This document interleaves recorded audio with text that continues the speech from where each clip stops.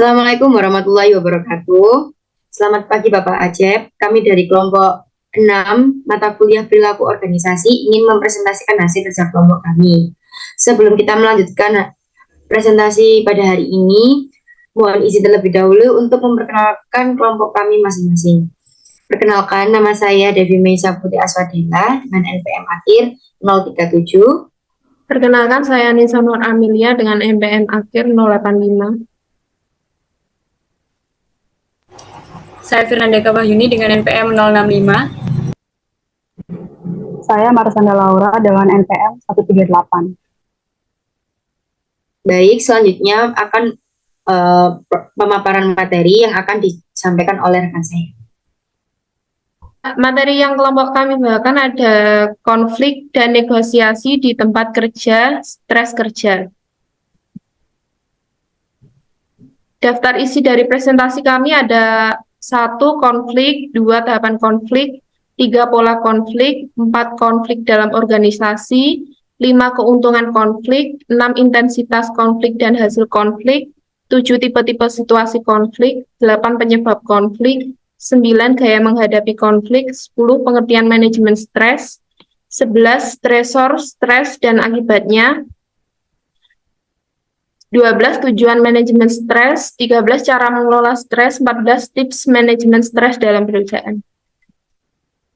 Yang pertama ada konflik. Konflik berasal dari bahasa Latin confligo yang terdiri atas 2 kata, yaitu con yang berarti bersama-sama dan fligo yang berarti pemogokan, penghancuran atau peremukan.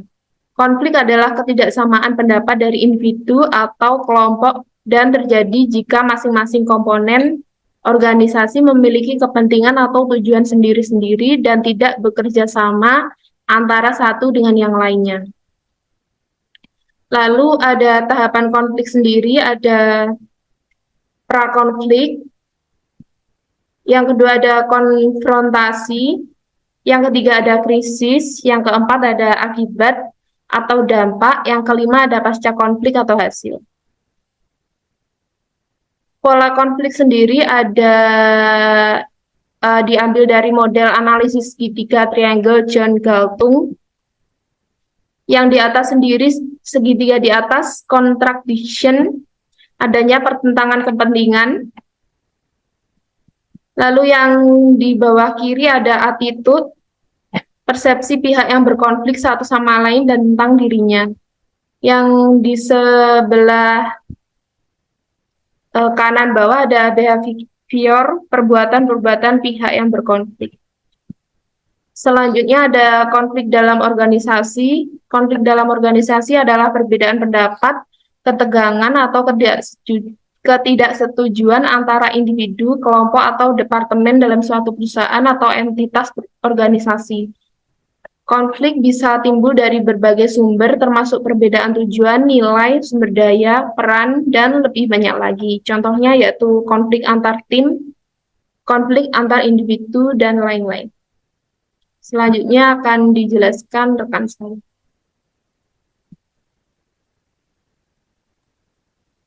Selanjutnya ada subbab keuntungan konflik. Ada beberapa keuntungan konflik. Yang pertama itu meningkatkan kreativitas dan inovasi dalam pemecahan masalah. Yang kedua itu menumbuhkan perubahan positif bagi pengembangan organisasi. Yang ketiga, memperjelas perbedaan tujuan, nilai, dan persepsi individu dalam organisasi sehingga dapat membantu meningkatkan pemahaman dan kerjasama di antara anggota organisasi. Yang keempat, mendorong kelompok atau organisasi untuk menjadi lebih dinamis, aspiratif, dan inovatif.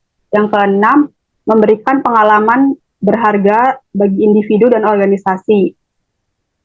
Yang kelima, yang keenam yaitu meningkatkan kehati-hatian pimpinan dalam mengambil keputusan. Sebab selanjutnya yaitu intensitas konflik. Intensitas konflik adalah tingkat atau derajat konflik yang ada dalam suatu situasi atau area. Intensitas konflik dapat dipengaruhi oleh berbagai faktor seperti jumlah pihak yang terlibat, tingkat kekerasan, dan durasi konflik.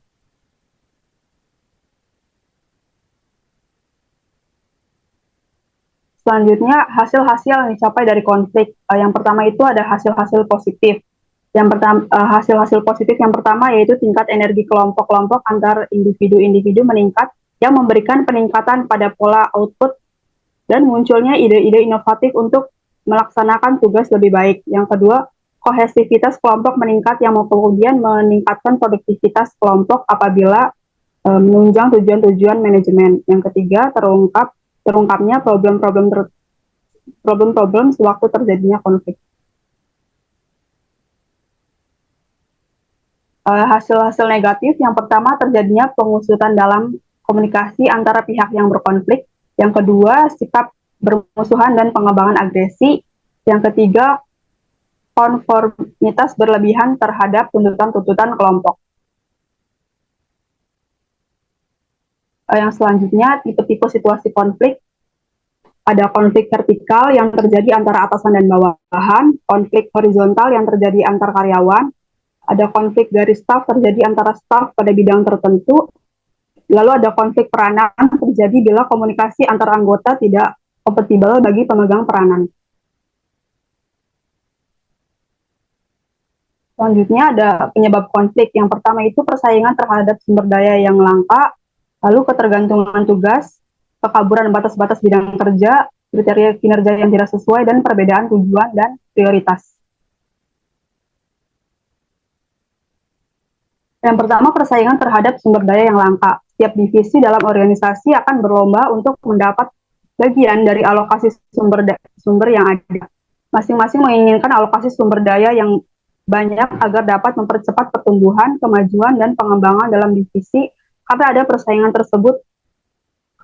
tersebut akan memicu terjadinya konflik.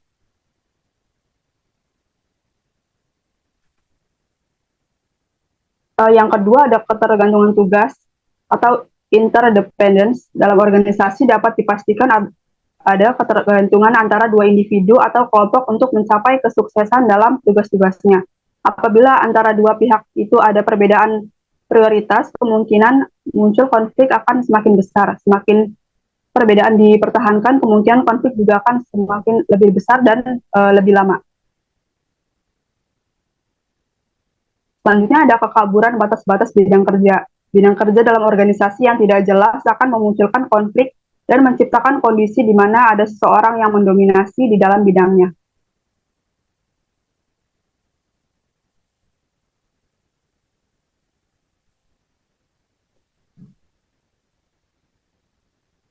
Selanjutnya ada kriteria kinerja yang tidak sesuai. Konflik semacam ini disebabkan adanya imbalan atas kemajuan suatu divisi atau perusahaan. Konflik bisa muncul apabila kegiatan monitoring dan evaluasi terhadap subunit yang berbeda.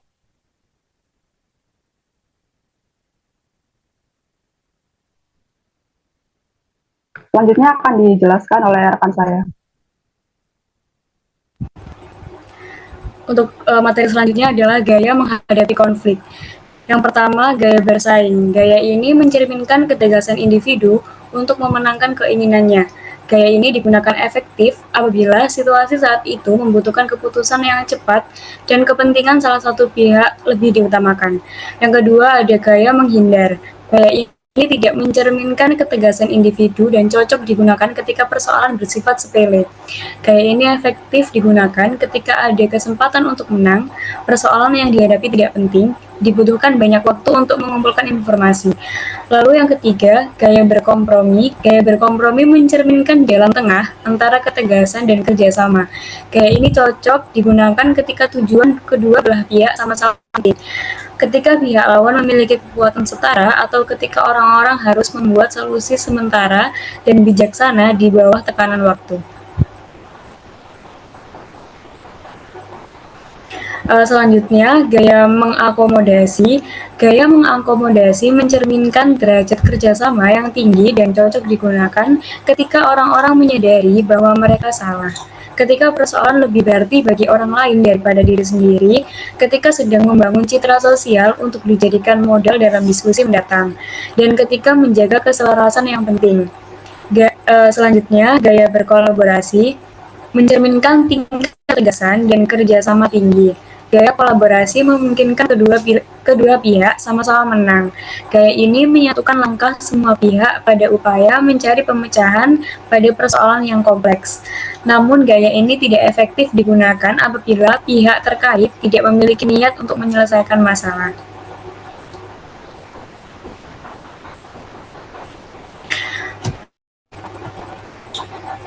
Selanjutnya, pengertian manajemen stres. Manajemen stres adalah serangkaian strategi, teknik, dan tindakan yang digunakan seseorang untuk mengurangi, mengendalikan, atau mengatasi tekanan, ketegangan, atau tekanan emosional yang dapat muncul dalam kehidupan sehari-hari. Manajemen stres melibatkan pemahaman terhadap sumber-sumber stres, respons tubuh terhadap stres, dan upaya untuk mengatasi stres. Untuk yang selanjutnya adalah stresor. Ada beberapa tuntutan dari stresor, yaitu yang pertama, tuntutan tugas. Tuntutan tugas berkisar pada pekerjaan itu sendiri yang meliputi perubahan dan ketidakpastian bagi para pekerja. Contoh dari tuntutan tugas bisa berupa keharusan akan pengambilan keputusan yang cepat dengan konsekuensi yang besar. Yang kedua, tuntutan peran. Tuntutan peran meliputi konflik peran dan ketidakjelasan peran. Peran melibatkan penghargaan orang-orang terhadap orang yang bersangkutan. Suatu stresor dialami apabila orang tidak yakin dengan apa yang diharapkan, atau ketidakjelasan peran. Ketiga, ada tuntutan hubungan antar pribadi. Tuntutan ini mencerminkan stresor yang terkait dengan hubungan dalam organisasi. Tuntutan seperti ini mencakup cara berhubungan dengan orang yang kasar atau gaya kepemimpinan yang bertentangan. Yang keempat, tuntutan fisik. Tuntutan fisik menimbulkan stres. Stresor fisik meliputi aktivitas yang melelahkan, misalnya kerja yang menuntut ketahanan fisik maupun kondisi kantor yang tidak memuaskan.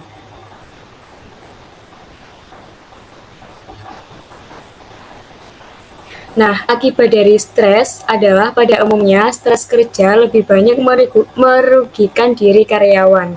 Pada diri karyawan, konsekuensi tersebut bisa berupa menurunnya gairah kerja, kecemasan yang tinggi, frustasi, dan sebagainya. Konsekuensi pada karyawan ini tidak hanya berhubungan dengan aktivitas kerja, tetapi dapat meluas pada aktivitas lain di luar pekerjaan.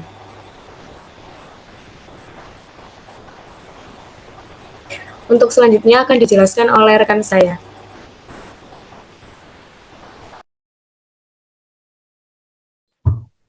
Selanjutnya yaitu tujuan manajemen stres. Apa tujuan manajemen stres itu? Secara umum, tujuan manajemen stres adalah untuk meningkatkan kualitas hidup seseorang dengan yang lebih baik lagi. Tujuan manajemen stres dalam suatu organisasi adalah yang pertama, antisipasi kemungkinan untuk terjadinya penyebab stres tersebut. Yang kedua, lindungi individu dan seluruh organisasi dari sikap stres. Yang ketiga, kelola stres untuk menghindari konsekuensi yang lebih serius. Dan yang keempat, memungkinkan individu atau organisasi untuk pulih dari stres yang dialami. Next.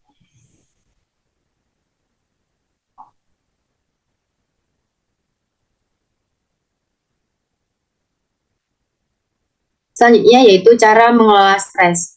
Menurut Stampe Robbins ada dua cara untuk mengelola stres, yaitu yang pertama, ambil pendekatan yang dipersonalisasi. Pendekatan individual sangat menentukan keberhasilan manajemen stres dalam suatu organisasi. Beberapa metode individual ini meliputi yang pertama, menerapkan manajemen waktu yang baik. Yang kedua, tingkatkan waktu untuk melakukan aktivitas olahraga. Yang ketiga, latih diri Anda untuk rileks atau santai. Yang keempat, memperluas dukungan networking, bersosialisasi, dan dukungan sosial. Next.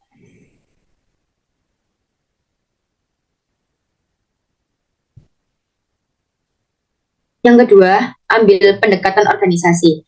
Pendekatan organisasi untuk mengelola stres organisasi seringkali dilakukan dalam berbagai cara ya.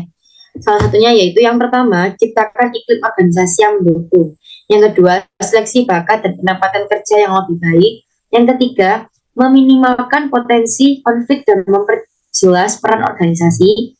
Yang keempat, menetapkan tujuan organisasi secara realistis. Yang kelima, mengadakan bimbingan konseling kepada anggota perusahaan. Next.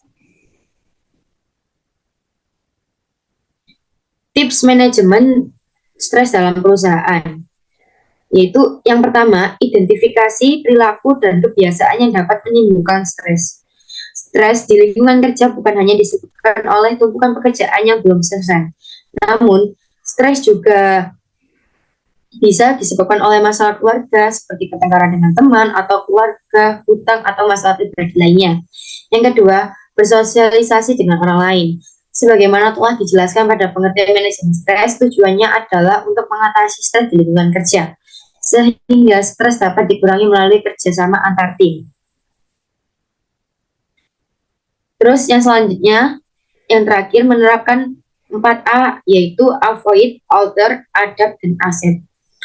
Kita memprediksi apa saja penyebab stres di tempat kerja, misalnya deadline tugas atau pekerjaan yang tekanannya tinggi. Tekanan pekerjaan seperti ini bisa dihadapi dengan menerapkan 4A, avoid, hindari, alter, mengubah, adapt, menyesuaikan, dan accept, menerima. Yang pertama, hindari pekerjaan yang menyebabkan stres. Yang kedua, mengubah respon terhadap penyebab stres. Yang ketiga, beradaptasi dengan pekerjaan penyebab stres. Sekian presentasi dari kelompok kami, kurang lebihnya mohon maaf, saya akhiri. Wassalamualaikum warahmatullahi wabarakatuh.